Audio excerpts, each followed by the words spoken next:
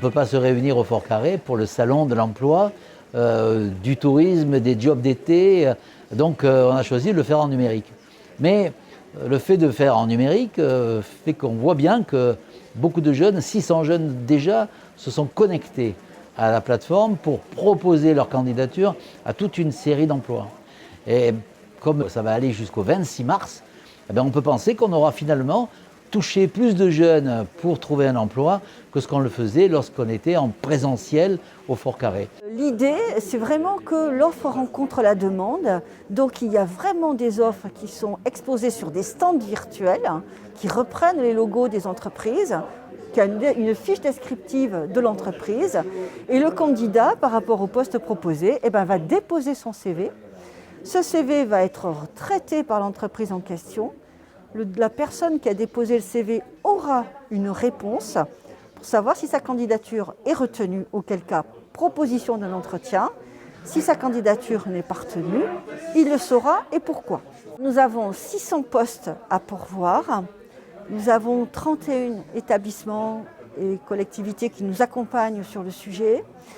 Et à ce stade, donc le salon a ouvert le 8 mars, nous avons plus de 600 CV qui ont été déposés.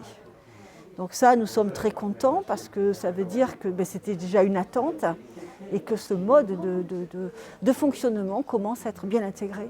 Il y a probablement un effet positif du numérique dans cette situation. L'année prochaine, on retournera au Fort Carré, mais peut-être qu'aussi il y aura une plateforme numérique comme on l'a mis en place et qui touchera ceux qui ne peuvent pas se déplacer.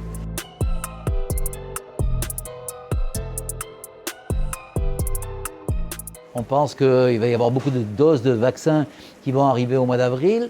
On pense donc que la reprise de l'activité touristique et économique va se faire de pair avec une amélioration de la situation sanitaire.